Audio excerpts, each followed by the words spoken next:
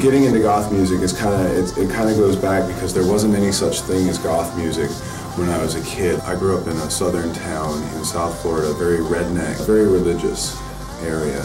I had the misfortune of attending a Christian academy for kindergarten and first grade, and largely because the church was so opposed to rock and roll, I got very into rock and roll. And then in my teens I started playing the drums, got involved in live sound, and started playing in nightclubs and doing sound and stuff, and sneaking into clubs when I was underage, and Studio One and Limelight and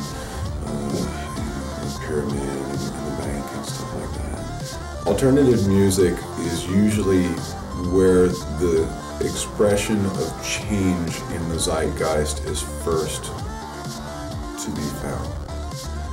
The artists, visual artists, musical artists, literary artists, the creative people that move within the underground scene tend to be the ones who are on the cutting edge. They tend to be the ones who are the avant-garde.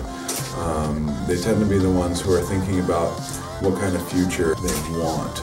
As a DJ, I like to have a strong sense of history in what I'm doing. Like, I like to relate music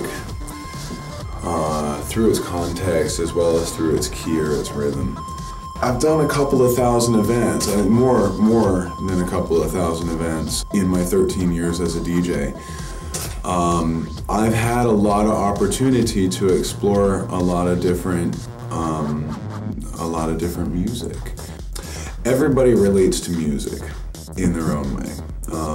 We all have connections to music. Like, you'll hear a song that reminds you of a time that you were in this place or that place, or knew this person or that person, or and you know, when you observe the way that people interact with music around you, well, that's what a DJ needs to do when you're on the dance floor. You know, when you're playing to a dance floor, you have to take that energy in from the dance floor, put it back out, only amplify it, and then take it back in, and then amplify it and put it back out again.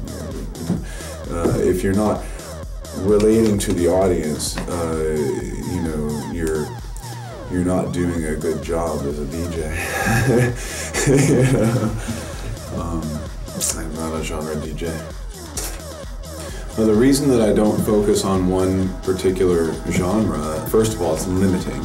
When I play in a goth club, I bring a lot of music from different places, a lot of different, you know, instead of just, you know, well, what's on this label, what's on that label, you know, what's in this top 10, what's in that top 10. I try to bring elements from outside of the typical places, because historically speaking, when the genre sort of originated, it didn't just like spring up, born complete, you know, with a complete vision and a complete look and a complete sound. What it was an amalgamation of, you know, a whole bunch of different things from a whole bunch of different places. If you don't continue to infuse that life in from different places, then it rapidly starts to spiral in on itself and becomes a parody of itself. I like to bring in stuff like I've brought in a lot of, you know, elements like drum and bass elements and stuff, break beats and things. And the fresh stuff is not coming from the same sources. You know, you gotta keep